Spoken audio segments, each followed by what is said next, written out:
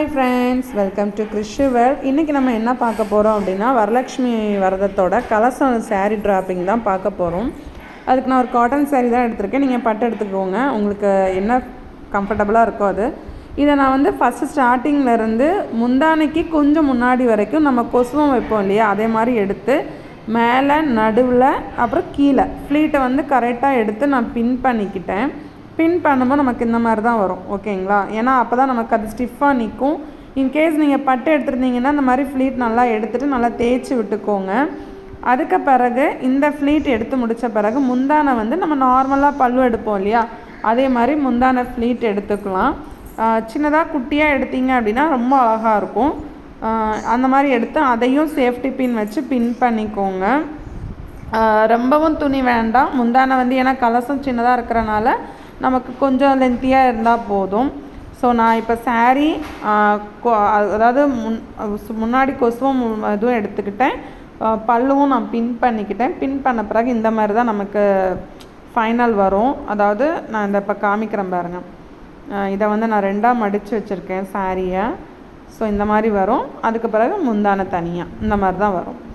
இப்போ நம்ம வந்து கை நான் அட்டாச் பண்ணுறனால கலசத்துக்கு நான் கை அட்டாச் பண்ணுவேன். ஸோ அதனால் அது ப்ளவுஸு பிட்டு எப்படி இது பண்ணுறதுன்னு பார்க்கலாம். கை வந்து நான் நார்மலாக கம்பியில் வச்சு கெட்டும்போது அது வந்து தனியாக உருண்டு போயிடும்.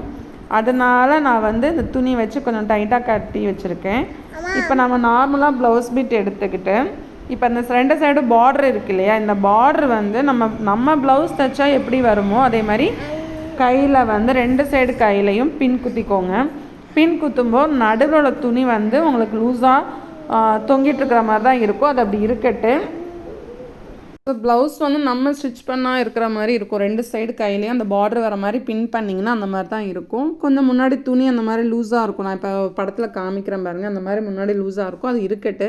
நம்ம கலசத்தில் வைக்கும்போது இந்த மாதிரி ஃப்ரண்டில் துணி இருக்கும், அது வந்து ப்ராப்ளம் இல்லை, இருக்கட்டும். ஏன்னா நம்ம கலசத்தில் வைக்கும்போது டைட்டாக நம்ம பின் பண்ணிக்கலாம். அப்போ வந்து சாரீ ப்ளவுஸ் கட்டின மாதிரியே இருக்கும், சாமிக்கு வந்து நம்ம ப்ளவுஸ் கொடுத்த மாதிரியே இருக்கும். இப்போ கலசம் ரெடி பண்ணிக்கலாம். ஆக்சுவலி நான் கலசம் வந்து சாரீ ட்ராப்பிங்காக வைக்கிறதுனால அதில் நான் எதுவுமே ஃபில் பண்ணலை, அதனால தான் நார்மலாக வச்சுருக்கேன். கீழே ஒரு பானை, அதாவது வெயிட்டான ஒரு பானை வச்சுட்டு அதுக்கு மேலே டபுள் டேப் போட்டி நான் வந்து அதுக்கு மேலே கலசம் வச்சுருக்கேன். இப்போ நான் கை ஃபிக்ஸ் பண்ணி நல்லா டைட்டாக கட்டிட்டேன். ஸோ அந்த ஃப்ரண்டில் துணி இருக்குதுன்னு சொன்னேன் தெரியுமா, இதை என்ன பண்ணணும் அப்படின்னா அந்த ரெண்டு கைக்கு இடைவெளியாக விட்டு பின்னாடி வந்து நீங்கள் நல்லா டைட்டாக பின் பண்ணிங்க அப்படின்னா இது வந்து நம்ம நார்மலாக நம்ம ப்ளவுஸ் போட்ட மாதிரி ஆயிரும்.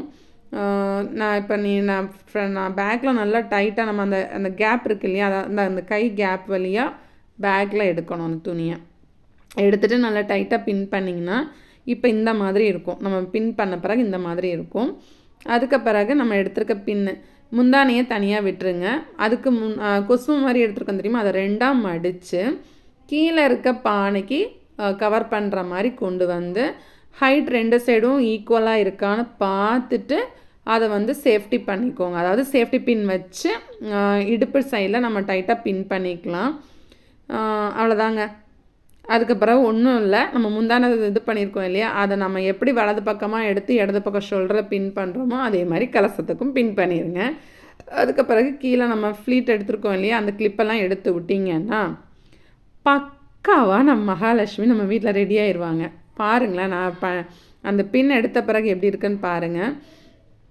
எனக்கே வந்து ரொம்ப இதாகிடுச்சு, ஐயோ அழகாக வந்திருக்காளே அம்மா அப்படிங்கிற மாதிரி. இது நம்ம கலசத்துக்கு வரலட்சுமி பூஜை அன்னைக்கு செய்யும்போது அவ்வளோ அழகாக இருக்கும். நமக்கும் ஒரு திருப்தியாக இருக்கும், ஐயோ அம்மாவே வந்து உட்காந்துருக்க மாதிரி இருக்கு அப்படின்ட்டு. இப்போ நான் வந்து கலசத்தில் தேங்காய் வச்சு அதில் ஃபேஸும் வச்சுட்டேன். எப்படி இருக்கா பார்த்தீங்களா அம்மா? நீங்களும் வீட்டில் ட்ரை பண்ணுங்கள். இல்லை கை வச்சேன் கால் வைக்கலையேன்னு கேட்டுறாதீங்க, காலையும் வைக்கிறேன்.